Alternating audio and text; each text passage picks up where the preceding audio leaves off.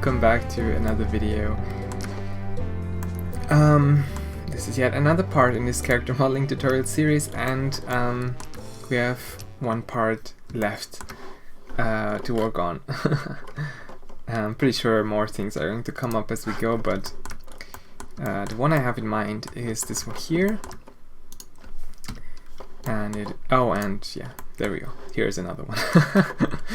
So let's take a look at this section first of all.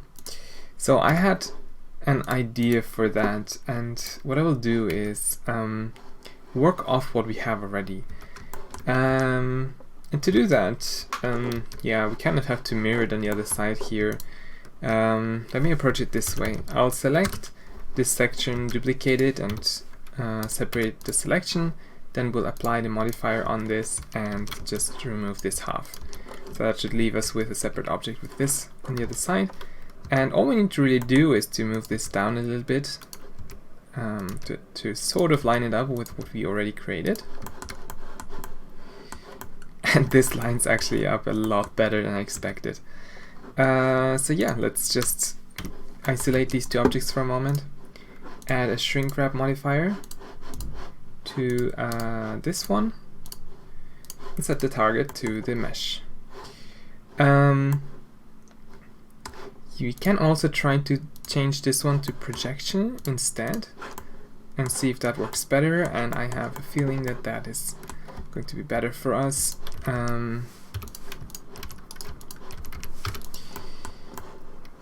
Let's just see if we can somehow make this projection a little bit better.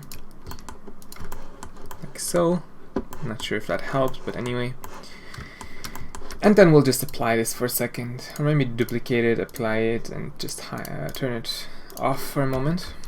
We can then make a copy of this, rotate it by 180 degrees, and move it to the top. Now, it's not going to be as easy for the top, but it shouldn't be impossible either. So, I'm just going to move this to here, we'll delete some of these loops, and see if we can sort of line it up. Now, I have a feeling that this is the best we're going to get, so I'll this time switch to nearest surface point, and let's turn it on again. And to make this one work, we'll have to sort of use proportional editing quite a bit. I'll turn this one here on, set it to connected only, and then we'll start to sort of move these tips into the right position. Like so.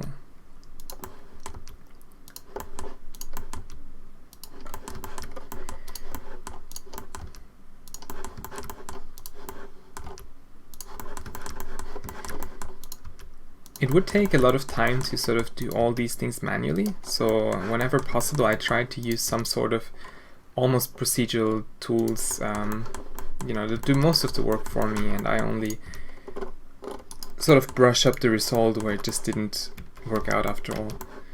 I'll delete the center point for a second because it doesn't really have a good place to snap to. And we seem to have an issue with this ring as well. Let's see. Let's just move it up a little bit. Actually, the entire thing. Alright, and that got us most of the way to where I want to be. Here's one more ring that we need to take a look at. So that puts us in a slightly better position. Then we'll make a copy of this and apply. Finally, I think I'll go to Sculpt Mode with the smooth and with the slight relax brush and just brush over this for a little bit, just to get it smoother. The shrink wrap modifier is going to take care of the rest, and that should basically be it for this part. It's nice that this is also very smooth to begin with, so that means that it won't be too bad to lose detail here. Just going to use the move brush to just pull these tips out a little bit again. And let's take a look at our result. So yeah, pretty good actually. I'm pretty impressed with that. I'll apply this, and maybe let's keep just a copy of that still, since I'm still going to make some modifications to all of this. What I'd like to do is to just smooth out these lower points. Finally, they seem to be still a bit cramped together, in some spots at least. Let's see if we can improve that a tiny bit.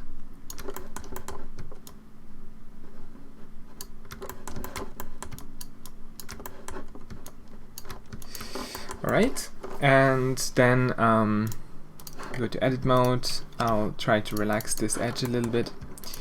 Delete here a few and bridge this together.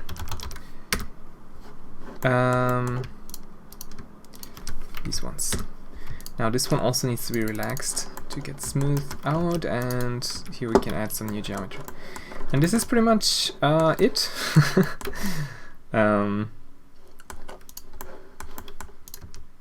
just going to check if we can improve it a little bit here and there. Would have been nice if this was a bit closer together. That's one thing I would like to do.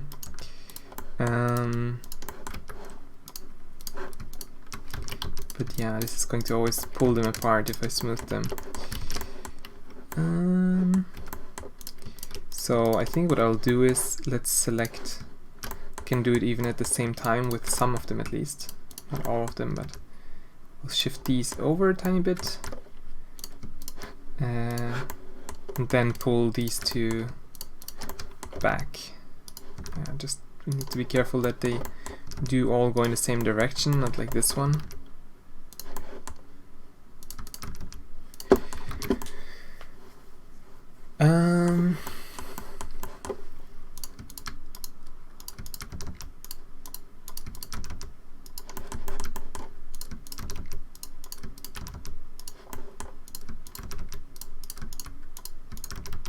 I think I'll smooth out the result again after that, but pushing them together at the beginning initially will help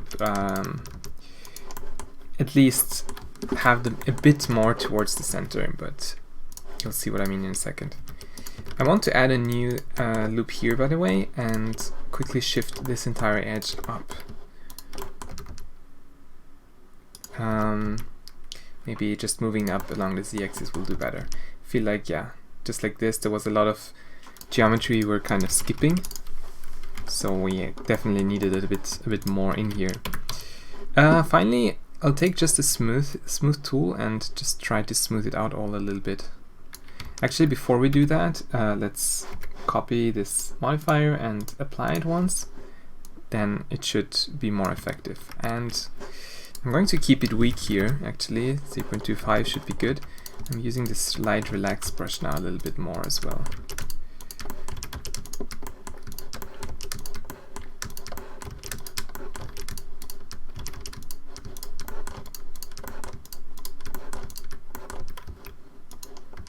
So, I feel like that looks good. There's one part I might want to edit here. I feel like this doesn't really help. I would prefer maybe to close it like so for this particular spot, and we might do it for the back side as well, but here this seemed to work out quite nicely. So let's just compare it for a second without the wireframe. It's hard to say which one is better.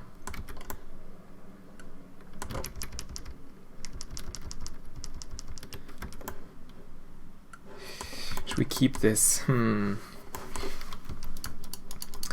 Alright, I changed my mind. Let's just keep it for consistency with the other regions. I'll just try to even things out a tiny bit. It's a bit tricky to manage all of this without doing too much manual work. I feel like doing too much manual work is just going to make things uneven, so I'm trying to avoid it for the most part. but we can use it as an initial sort of input to help the smoothing algorithm out to sort of figure out which rough area we want to put a geometry into. Yeah, and the modifier really makes the geometry jump around quite a bit. I mean, we should maybe just try to copy this and apply it one more time. Then it will be closer to the surface, so it will jump around less.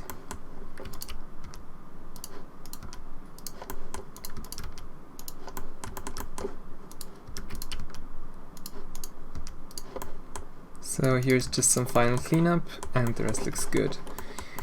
Yeah, so I believe this is going to be it for this part. Nothing special. We have a few more little details on a separate piece of geometry. So let's find that quickly.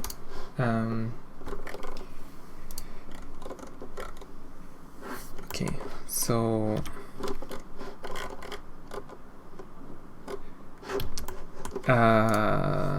yeah, and also we need to edit this in a second. So these buttons need to be included as well. Let's make a copy of this. Move it down to here. And I don't even know what to call this anymore. We'll name it later. For this it's going to be a bit more straightforward. I'm just going to what would be good actually? Maybe we're better off doing it this way. Yeah. Or should we leave it? Because I mean, I like them to be round, and we would lose sort of the silhouette if I deleted too many of these.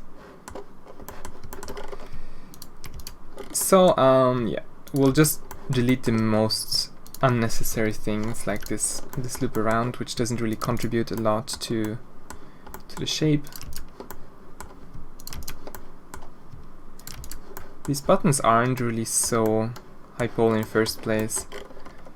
And for the back, let's just check quickly if that is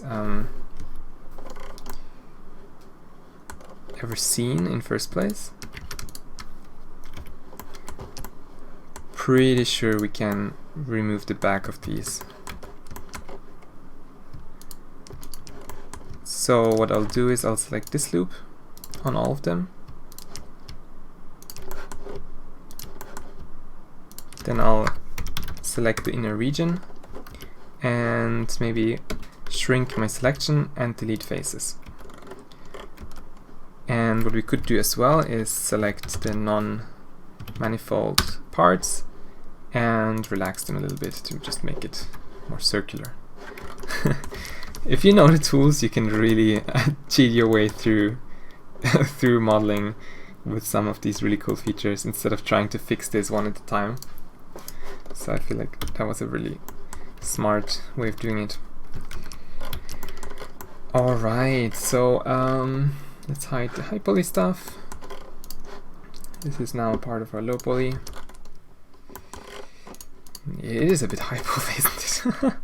Should we have deleted these after all? Let's try it on one button and check. Yeah, you know what? I feel like we should. Should we?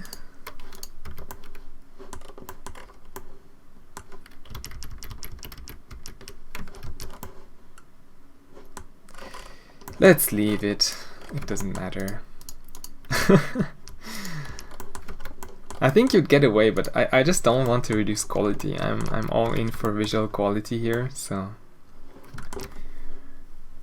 that's that. Okay, so this part isn't really symmetrical, so we'll apply the mirror modifier. We'll delete everything below here. Inner region. Delete faces here. And then I think all that we need to do is to shrink wrap this onto that.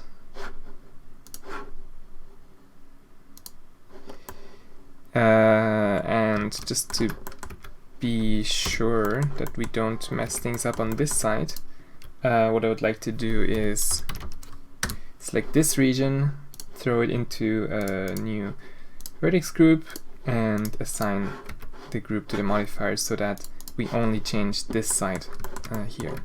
Then we can also focus a little bit on sort of the geometry here.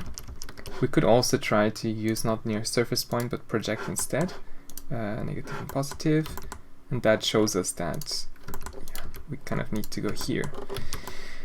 Alright, there we go, another part mostly done. Right, let's apply this and extrude this one more time and just move it in a little bit just to make sure that we don't get any empty spots, and back out. So let's hide the high poly stuff and take a look at our result. I'm still thinking about these. I'm thinking if we can maybe improve the lower part here a little bit.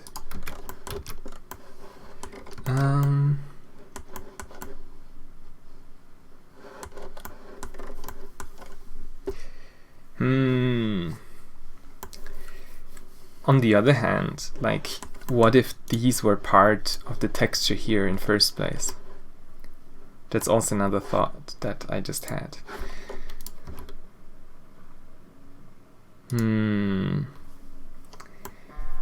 I think we should do that because although alright, I'll think about it. Oh, and we had also this part left. I'll think about this part and this part a little bit more before the next video, and then we'll fix it all together.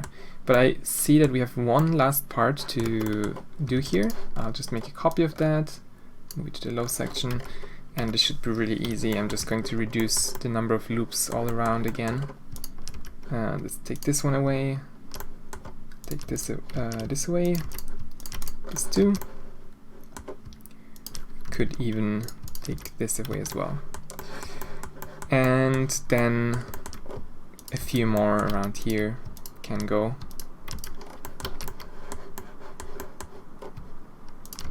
This one and this one. And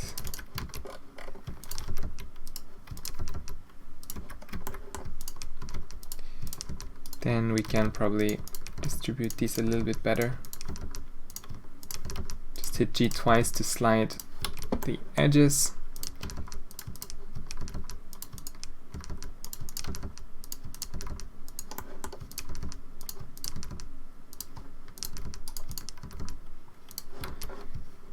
And there we go. Sort of reduced reduced geometry here.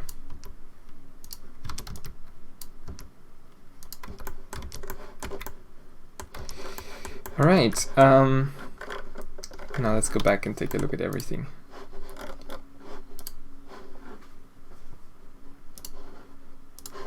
Turn on the wireframe for that.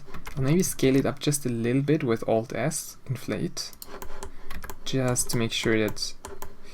And also I'm a bit worried about this edge. Maybe we should after all add a loop here and just give it a bit of a curvature, so that the normal map definitely captures the object and doesn't sort of have any spots where it sort of looks past the geometry and sort of looks into the void, because that would really give us some bad artifacts.